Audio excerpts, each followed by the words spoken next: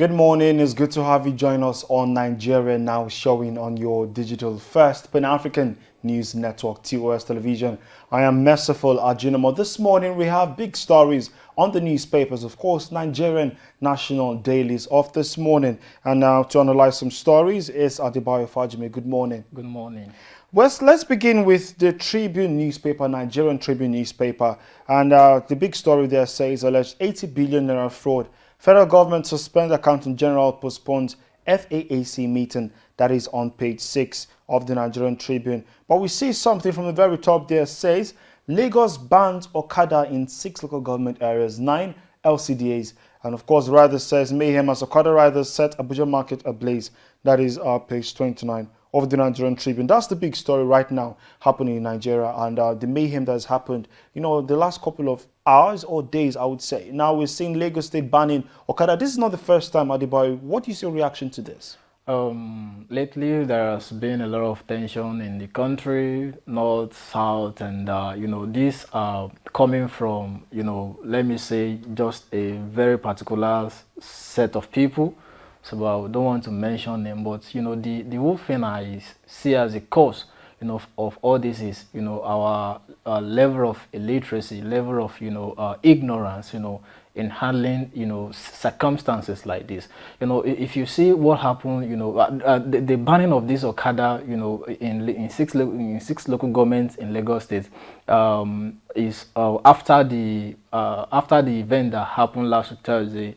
Where that young guy, was just set ablaze, because of 400 naira, and things like that. So, but I think, banning Okada rider, well, of course, it may actually, solve the problem temporarily, but it's not going to provide lasting solution because of, when you have a nation whereby what political leaders know as empowerment is Okada riders, you are not really engaging people, in a productive, system. You are not giving them, you are treating them as if, they don't deserve good quality of life.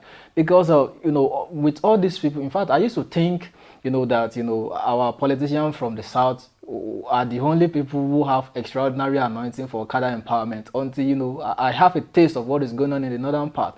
And now if you look at these people, they are, young people, and they are the largest population, we have in the nation. But if you keep on, recruiting people like this, giving them this empowerment and you are banning them, so what do you want them to fall back on? So I think it will only compound the situation. I think what our leaders should begin to do is, they should look forward to seeing how they can engage, young Nigerians in a productive,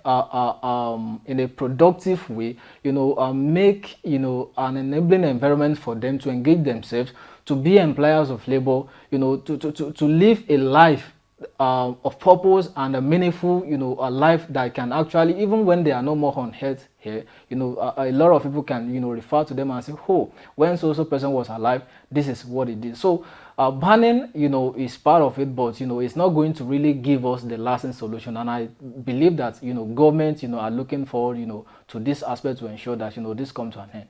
Definitely agree with you on that one. Just besides that story on the Nigerian Tribune, it says NANS threatens to shut down international airport nationwide, begs Atiku Tinubu others to raise money to meet ASU demand. That is on page 22 of the Nigerian Tribune. And then just the lower banner says APC adjust timetable, shift convention primaries date. And the rider says silent on zoning arrangement. That story is on page 16 of the Nigerian Tribune newspaper. And we move to the Nigerian News Direct. The big stories: ASU strike, reactions trail NAN's threat to shut down international airport. That story is on page 2. A couple of days ago, we saw how Nigerian students were dispersed into numbers with, people, security operatives even shooting in the air, to scatter them and everything. Now we're seeing a move, an alleged move by these same people, to stop international airport. Don't you think it's a little bit too far? It's not, because if you remember what happened in 1978 student crisis, or otherwise known as Ali Must Go. This is how it's also degenerated. It's just that the incidents that led to the crisis is different from what we have now. What happened that time was there was increments in tuition fee in tertiary institution, and the students said no.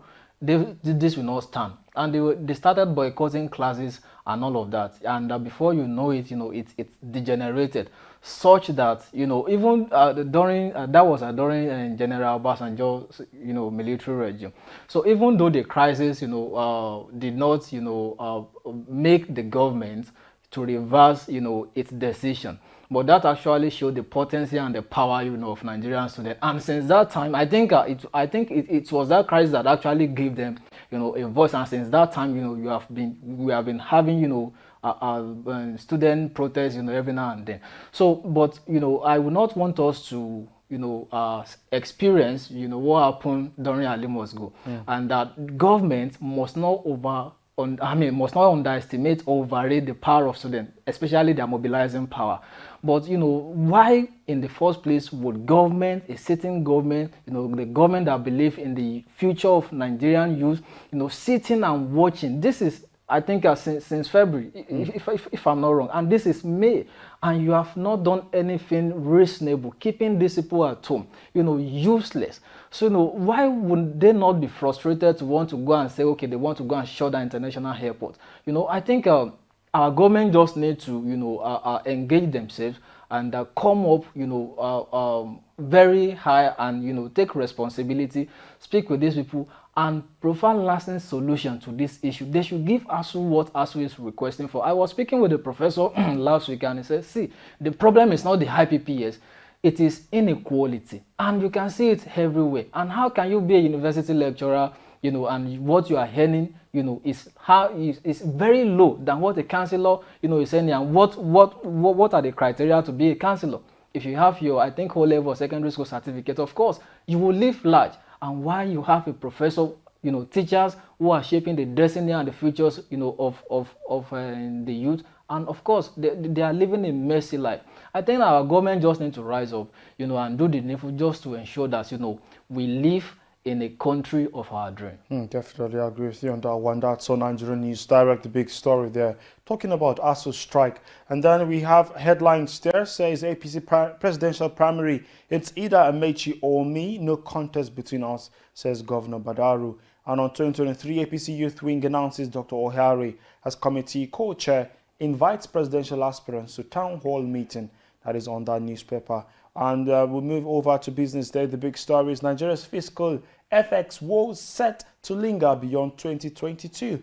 Nigeria's fiscal forex woes set to linger beyond 2022. That's on the Nigerian Business Day newspaper.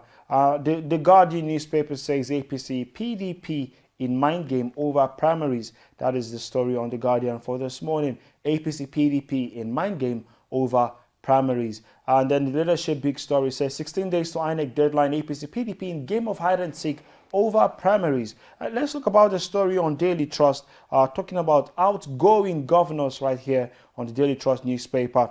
And just look at just from the very top first, Convention Oshibanjo promises Niger delegates free hotel feeding. And then the big story says Ripple as 17 outgoing governors battle to install successors. And then we have a couple of others there. We spoke about this news, people are refusing to leave office when we talk about, facing political ambition. And now we're having another number of people, having an issue with their successors, if I will put it. What's your take on this story? Now, it is a desire of every leader, when he or she wants to live, to want to, install, somebody that will carry on their legacy. Who will, carry on the legacy. That's even if they have any legacy at all. But, I think it is not bad because even in Western world, we have had, similar instances. And if you look at Nigerian politics since 1999, even at the presidency level, the President Obasanjo from 1999 to 2007, from 2007, he passed the baton to President Yar'Adua.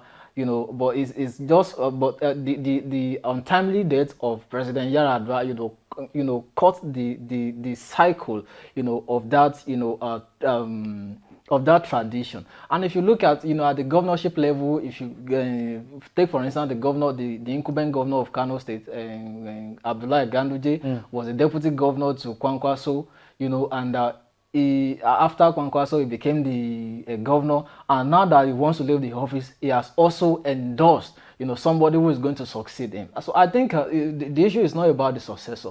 The issue is about the heart, the intent, of want to, install, successor. And so many times we have seen these people, trying to impose these successors, as the only people who can actually, carry on the legacy. But the issue is in the democracy. You cannot say it is the only person. That is just only one person that you have who can carry on your legacy, or who can do better or do what you have done, during your term in office. But I think it is the intent, that really matters to me. It is not whether, you bring successor from whether north or from south, from east, or from the west. It is the heart that matters, and the legacy he or she wants to carry on. All right, that's on the Daily Trust newspaper right there. Don't forget, you can always stay updated on our website, www.tostvnetwork.com, and our social media handle is at TOSTV Network on Instagram, Facebook, and Twitter. Many thanks, Adebayo, for joining us today. Thank you for having me. And thank you, viewers. We're coming away again tomorrow. My name is Merciful Ajinamo. Stay safe.